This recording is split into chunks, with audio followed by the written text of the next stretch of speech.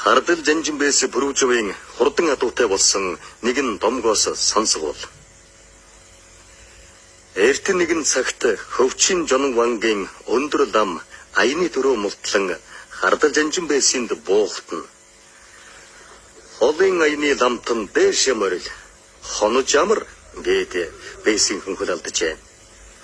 Өндөр лам гэрийн хоймор сууж амны цангаа гаргангаа дэлгээстэй хаалгаар гадагш мордын уяа тийш хараад. Чихо наадам хэрэг хийдэг хүмб тэгэхэд Хардал Жанжинбээс Пүрүүжв. Би түмэн хараадуу тайл хүндээ гэхээс өөр юм хэлсэнгүй гин. Адууг нь замдаа харсан өндөр лам. Өлн нөхөр дүүрч голн бүглэрсэн адуу байна лээ. Ёр хурдан адуу алга байдаг шүү гэжээ. Энэ үеэр цөдөр хүрм морьтой өвгөн үүдэр өнгөрөхөд өндөр лам өндөс хийж "Гүн юу морьтой хүн өнгөрвөө?" гэж асуужээ. Тэгэхэд Хардал Бээс гайхан "Манай хоньны өвгөн унаатайгаа өнгөрлөө. За да залуудаа адуунд явж байсан хүндээ та юуг нь сонирх вэ?"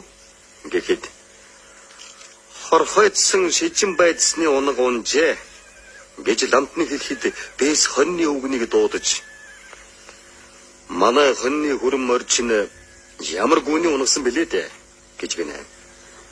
Хоньны өвгөн "Тэр жил хорхойдсон шижин байдас манай адуунд гүйж ирэхэд зандан хүрэн азаргаар хураалгасан юм. За түүний л унаг шүү дээ" гэжээ. "Энэ танай хурд байна. Хойтон чиний хүрнийг Орлын 3 зээрдийн 7 аврагын наадамд авч очие" гэж өндөр лам айлжээ. Бээс хүрэн морийг нэг ам санзай гүсэг хорвон хамт ламд барьж үдэжээ. Хойтон жил нь хоньны хүрэн морийг өндөр ламтан хөтөлж ирэхэд нь Бээс танихгүй шихэн байсан гэдгээ.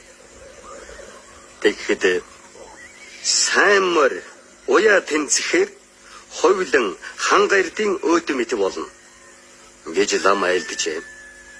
Хүрэн морины 2 чих, 2 нүд, 4 туурайг нь ил гарган хамб торгоор нэвнэ хийсэн байжээ. Тэгээд Орлын мэрэгэн амбаны 7 аврагын наадмыг зорьсон гэжээ.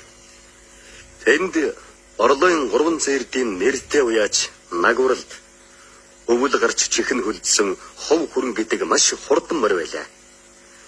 Нагварал уяачийг мөн хов химэн хочилдог байж нутгийн уяачид хов нагваралд хандаж "Таны их насны морь энэ наадамд дөнгөхгүй за" гэхэд тэрээр Хардлын түмэн хард хурд үгүйсэн юусэн билээ.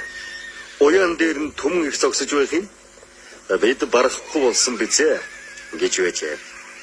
Тэгээд чи тэр наадамд хоньны хүрэн морь хол төрүүлжээ. Өндөр лам наадмаас буцахдаа "Хэзээ нэгэн цагт хурдтай болгож өгье" гэж Хардал Бээст хэлээд 6 янзын морины зураг зурж өгөөд энэ зургаар жишин шинжиж хурдан адуу энд тэндээс үн хайргүй цуглуулахыг загчээ.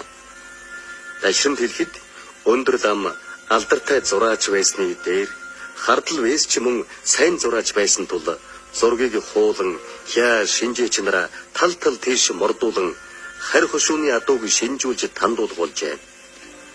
Энэ зураг нь маш нууцлагдж байсан гэдэг яриа бий.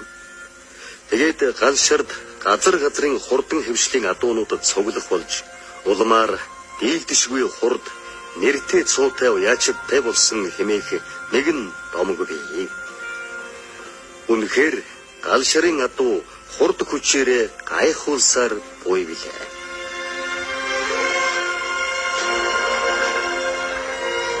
Удам дамжиж ирсэн Хардал Жанжинбээс Пүрүүжв ноёны адуун сүрэг тухайн цагт 6,000-аас 8,000 адуутай байжээ гэсэн яриа бий.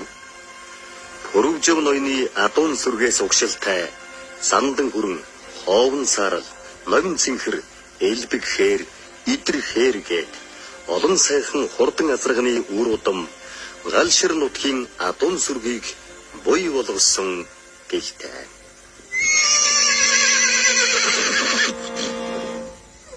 Салхин хүртэл хуурдан байх шиг хан хинтийн нутгийн нэр нь хүртэл цуурдан байгаа хардал жанжинбэсийн гэгэн замлаар бүтсэн Монгол нутгийн хурдан адууны тод жишг гал ширэн хөлгүүд уяадаран янцхаасаа